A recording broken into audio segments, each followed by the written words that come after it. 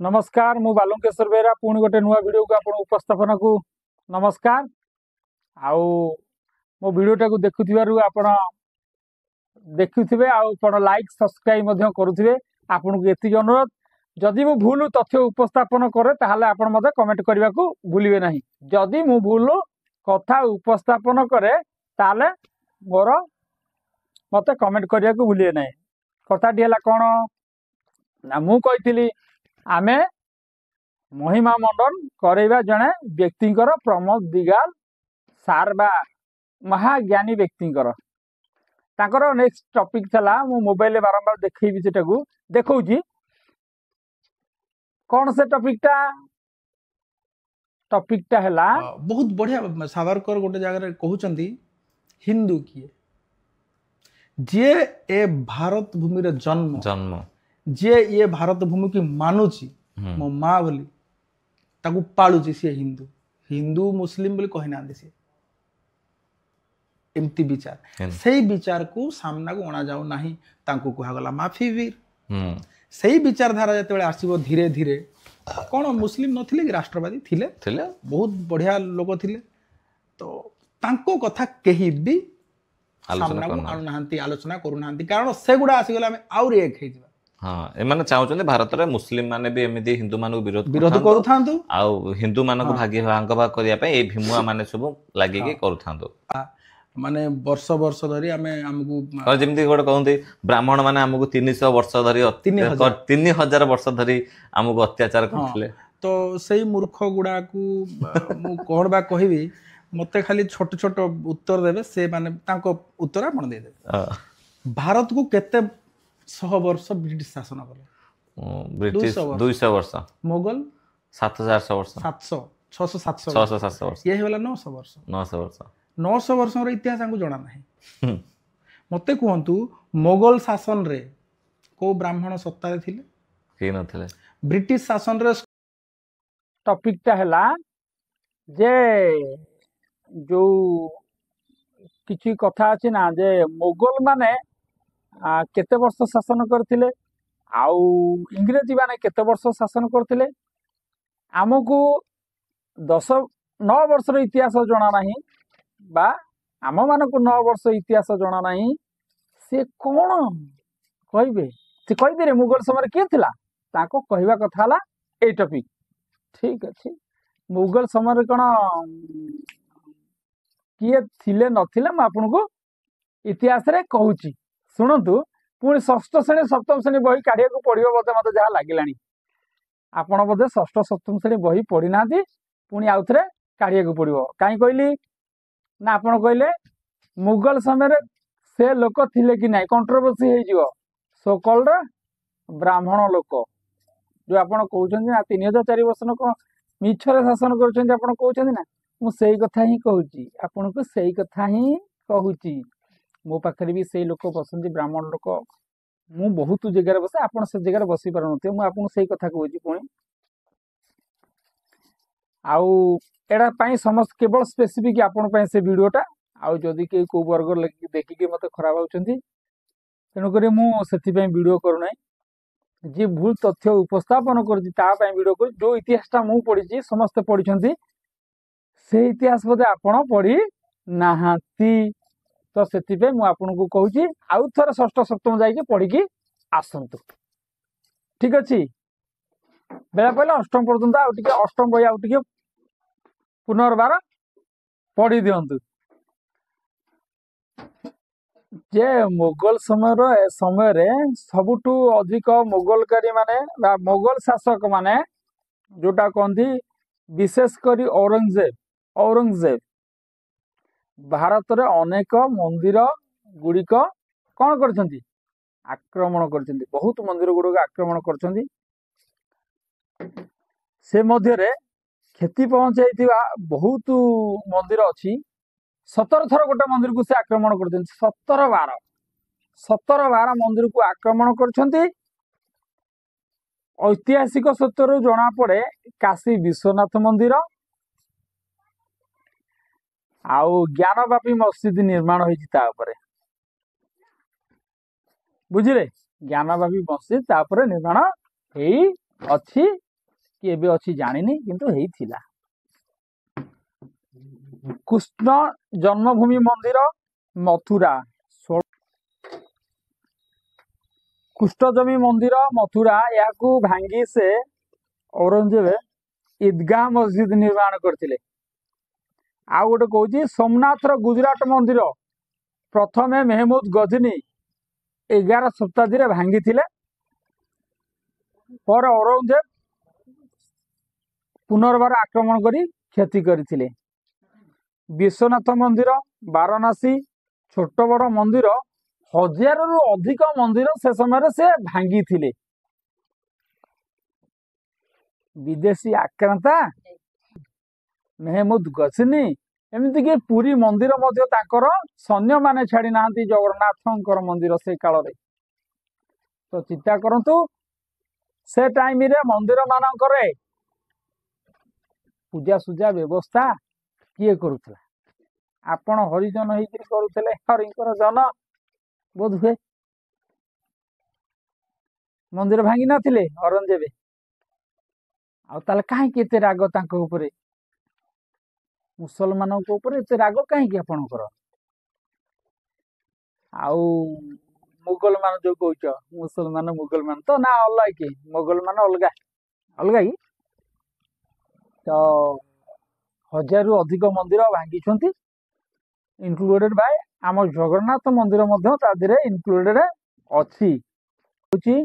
से समय से जो गुड़ाक मंदिर भांगी आमर गुजरात रे सोमनाथ मंदिर तांको पूजारी किए थिले?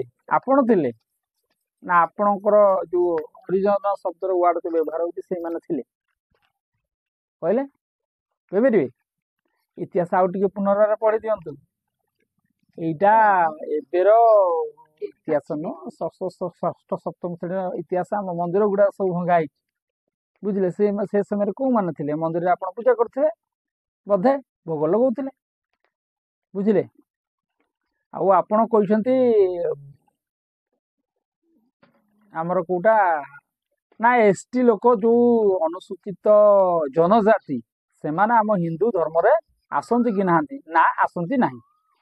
केमिति कहबी केमिति आमे आगो धर्म आस्था को जाई कि आमे तदारक करिया। आगो आमे आस्था को देखिबा, आमर धर्म को देखिया। यदि धर्म को देखा जाए आपण से एक्ट कथा कहतुनी जो एक्ट कथा कहउछंदी जो आमे समस्ते जो हिंदू जदि आपण से एक्ट कथा कहउछंती लिखाई समस्त से जाउछंती सर्व भारतीय भारत वर्ष जे कौन लोक जन्म होइछंती से हिंदू रे जाउछंती। ठीक अछि तो आपण सेटा भी स्वीकार करूनांती काहे मुसलमान मध्य जाउछंती हिंदू रे मुसलमान मध्य कहीं जाऊ नांती जाउछंती ना। तो हमर गंडोल करिया का सहित किछ आवश्यकता नाही, का सहित आमे एते विवाद नबा आवश्यकता नाही, का सहित आमे एते हिंदू मुस्लिम करिया आवश्यकता नाही। कारण से जेते विरोधी हेले भी से हिंदू, कारण भारत रो से जन्म ग्रहण करिसंती से हिंदू। तो ताको साथे हमर दुश्मनी कोन पई? जे भारत वर्षर प्रत्येकटी संतान हिंदू अटंती तो सी आम भारत मातार सब संतान। तो मुसलमान को आम हिंदू मुस्लिम कहीं करिया, कहीं बाड़िया बाड़ी करिया, कहीं सी आम राम को कहीं गाली करिवे, कहीं आम राम को गाली करिवे सर्तन कि जुदा कहीं कहिवे से आम तांको कहीं गाली करिवा, कहीं एते ये करिवा कहले आपण भी सेई कथाटा कहउछंती जो कथाटा किछि मूल्य हीन। कहीं कहली ना आपण कहले वर्ण व्यवस्था जदि देखा जाए, जदि वर्ण व्यवस्था देखा जाए ब्राह्मण वैश्य क्षत्रिय शूद्र ताहले एसटी को वर्ण रे जाउछंती कोंतु को वर्ण रे जाउछंती को वर्ण रे जाउछंती एसटी लोक माने के वर्ण रे जाउछंती जदि देखा जाए।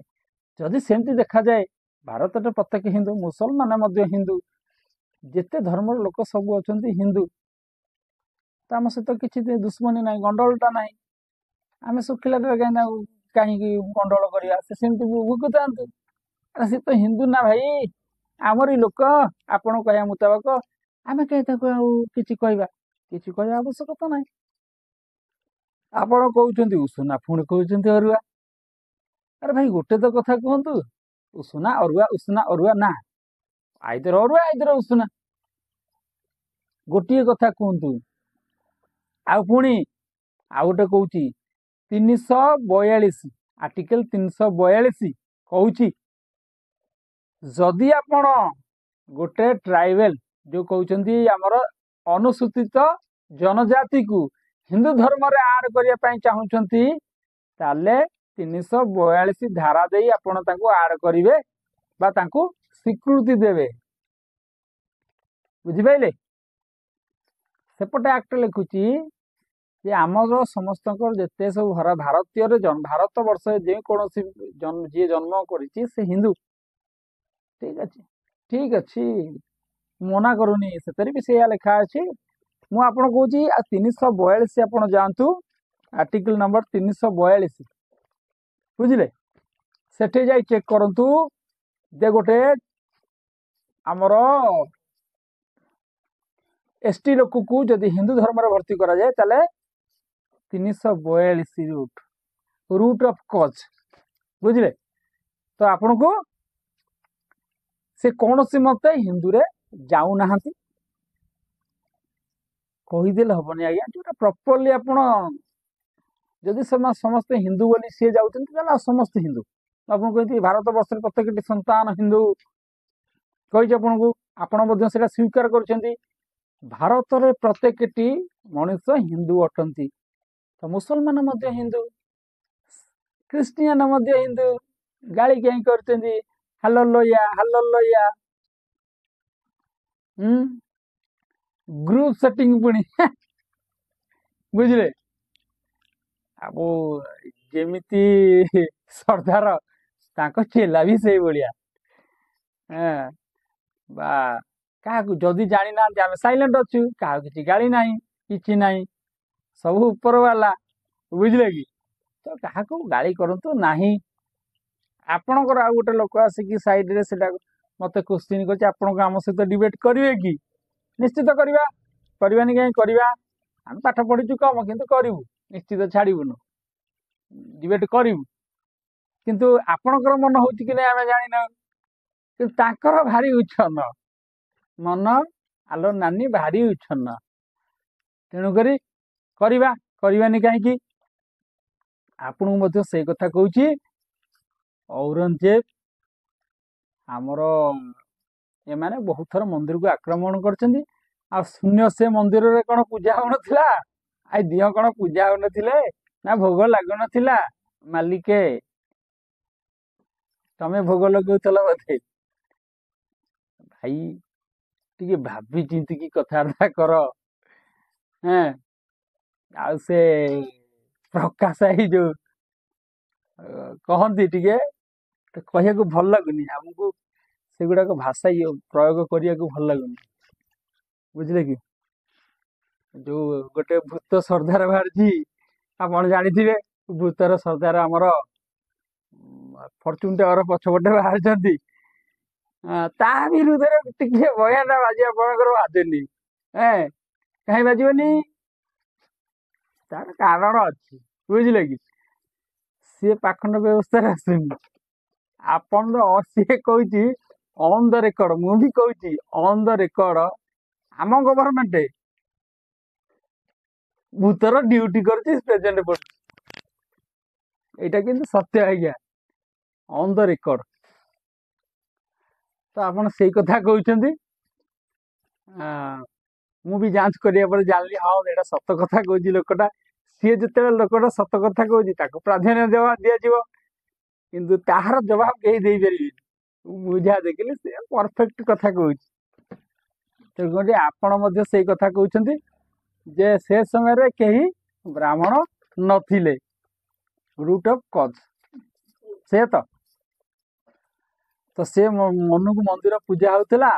ଆଉ ଆମର ଗୁଜୁରାଟରେ ଯୋଉ ମନ୍ଦିର 11 ଥର ନା 17 ଥର ଯୋଉ ସେମାନେ ଲୁଣ୍ଠନ କରିଥିଲେ ଆଉ ଆମ ଧର୍ମକୁ ମନ୍ଦିରକୁ ସେମାନେ ବାରମ୍ବାର ଆକ୍ରମଣ କରିଥିଲେ। ସେଇ ଟାଇମରେ ଆମ ମନ୍ଦିର ନଥିଲା ବୋଧେ, ସେଇଟା ବି ଆପଣ କହିବେ। ଆପଣ କହୁଥିଲେ ମାନେ ଇତିହାସ ଜାଣିନାହାନ୍ତି, ଇତିହାସ ଜାଣିନାହାନ୍ତି। ଆପଣ ବି ଇତିହାସ ସେଠି ଭୁଲ କହିଛନ୍ତି। କଣ କହିଛନ୍ତି? 8 କି 9 ବର୍ଷ ନୁହଁ, 10 ବର୍ଷ ଶାସନ କରିଛନ୍ତି ବିଦେଶୀ ଆମକୁ। 200 ବର୍ଷ ଇଂରେଜ, 800 ବର୍ଷ ମୁଗଲ ମାନେ ମଧ୍ୟ ସମସ୍ତେ ମିଶିକି ଶାସନ କରୁଛନ୍ତି ଭାରତକୁ। ସେଇ ପରେ ମଧ୍ୟ ଆପଣ କହିବେ ହଁ, ଆପଣ ଯୋଉ କଥାଟା କହୁଛନ୍ତି ଯୋଉ ଇଏରୁ ଆପଣ ଆର୍ୟ ସମାଜ ବିଲଙ୍ଗ କରୁଛନ୍ତି, ଆର୍ୟ ସମାଜ ବିଦେଶୀ ଅଟନ୍ତି। ଆପଣ ଇତିହାସ ପଢିନାହାନ୍ତି ବୋଧେ। ଆପଣ ଭାବୁଥିବେ ସବୁ ଇତିହାସ ଗୁଡା ଭୁଲ ଲେଖା ହେଇଥିଲା ଆଉ, ବୁଝିଲେ କି? ଆର୍ୟ ସମାଜ ଯୋଉମାନେ କହନ୍ତି ସେମାନଙ୍କୁ ଆମେ ବିଦେଶୀ କହୁ, କିନ୍ତୁ ଆମ ଗାଁ ମାନଙ୍କରେ ଯୋଉ ବ୍ରାହ୍ମଣ ଅଛନ୍ତି ସେମାନେ ଆର୍ୟ ସମାଜ ନୁହଁ, ବୁଝିଲେ କି? ଯୋଉମାନେ କହିବେ ଆମେ ତାକୁ ବିଦେଶୀ କହିବୁ। ଆପଣ ମଧ୍ୟ ଜଣେ ବିଦେଶୀ ଅଟନ୍ତି, କିନ୍ତୁ ଆର୍ୟ ମାନେ, ଆପଣ ବୁଝେଇ ଦଉଛି, ଆର୍ୟ ମାନେ ଯୋଉ ଆର୍ଯ୍ୟ ମାନେ ଆପଣ କହୁଛନ୍ତି ସେ ଆକ୍ରମଣ କରିବାକୁ ଆସିନଥିଲେ, ରହିବା ପାଇଁ ଆସିଥିଲେ। ଆମର ବାତାବରଣ ଦେଖି ରହିବା ପାଇଁ ଆସିଥିଲେ। ଆଉ ଯେଉଁମାନେ ଆର୍ଯ୍ୟ କୁହନ୍ତି, ଭାରତ ବର୍ଷରେ ଆର୍ଯ୍ୟ ଯେଉଁମାନେ କୁହନ୍ତି ସେମାନେ ବିଦେଶୀ ଅଟନ୍ତି। ସିଏ କଣ ଆମର ଇଏ ହେଇଥାନ୍ତୁ, କଣ ଯେତେ ସବୁ ମହାନ ବ୍ୟକ୍ତି ଆସିଥାନ୍ତୁ ସେକୁ ବିଦେଶୀ କୁହନ୍ତି। ମୁଁ କହୁନି, ଆପଣ ଯୋଉଠି ଲେଖା ଅଛି ପଢିବେ, ଆପଣ ଜାଣିବେ। ସବୁଠି ଲେଖା ଅଛି। କେତେ ବର୍ଷରୁ ଆସିଥିଲେ ମଧ୍ୟ ସେଟା ବି ମୋ ପାଖରେ ଅଛି, ଟପିକ ଅଛି। କେତେ ବର୍ଷ ଆଗମନ ହେଇଥିଲା, ଅଥେଣ୍ଟିକ ଆଇଡେଣ୍ଟିଟି ସହ, ମାନେ ଅଥେଣ୍ଟିକ କଣ ସେଟା କୁହନ୍ତି, ପ୍ରମାଣ ସହ। ମାନେ ମୁଁ ବିନା ଏଭିଡେନ୍ସରେ ଆଜ୍ଞା କଥାବାର୍ତ୍ତା କରେନି। ମୁଁ ସେ କହନ୍ତିନି ଜଗତ ଡହରା, ଡର ଲାଗେ କହିବାକୁ। କଣ ଲାଗେ? ଡର ଲାଗିବ କହିବାକୁ। ଯଦି ଆପଣ କାହାକୁ ଭୁଲ କଥାଟେ କହୁଛନ୍ତି, ତା ପଛରେ ଆପଣ 100ଟା ଭୁଲ ପୁଣି ତିଆରି କରି ରଖିବାକୁ ପଡିବ। କାହିଁକି ନା ଆପଣ ଗୋଟେ ଭୁଲ କହିଛନ୍ତି। ତେଣୁକୁ ସେ ଭୁଲ ଆମେ କରିବା ପାଇଁ ଚାହୁଁନୁ। ଆମେ ଇତିହାସରେ ପଢିଛୁ ଯେ ଆପଣ ବହିରୁ ଦେଖେଇଦେବୁ ଫାଇନାଲ, ଆଉ ଆପଣଙ୍କୁ ଅଥେଣ୍ଟିକେଟେଡ ଦେଖେଇଦେବୁ ଯେ ବର୍ତ୍ତମାନ ପୂଜା କୁଣ୍ଡ ଏଗୁଡା ସବୁ କୋଉଠୁ କୋଉଠୁ ମିଳିଛି, ଅଂଶବିଶେଷ ଆଉ ତାଙ୍କର ମାନେ ଶରୀର ଯୋଉ ବଡି ସେଗୁଡାକ କୋଉଠୁ ମିଳିଛି, ସେଗୁଡାକ ମଧ୍ୟ ଆପଣଙ୍କୁ ଦେଖେଇ ଦବୁ। ତେଣୁକରି ଆପଣ ଯୋଉ କଥାଟା କହୁଛନ୍ତି ଏଟା ଯୁକ୍ତିହୀନ କଥା, ବୁଝିଲେ କି? ରଖୁଛି ଆପଣଙ୍କୁ। ଯଦି ଭିଡିଓକୁ ଭଲ ଲାଗିଲା ଆପଣ ପୁଣି ଲାଇକ୍ ସବସ୍କ୍ରାଇବ କରିବେ। ଆଉ ମୁଁ କହିଛି ସବୁ ପ୍ରମାଣ ଆଜ୍ଞା ଅଛି, ଯୋଉଟା ନାହିଁ ଆପଣଙ୍କୁ ମୁଁ ମାନିକି କହିଦେବି ହଁ ଏଇଟା ଆପଣ ସତ୍ୟ କହିଲେ। ତେଣୁକରି ଦ୍ୟାଟ୍ସ ଅଲ୍ ୟୁର ଅନର। ହଉ, ନମସ୍କାର।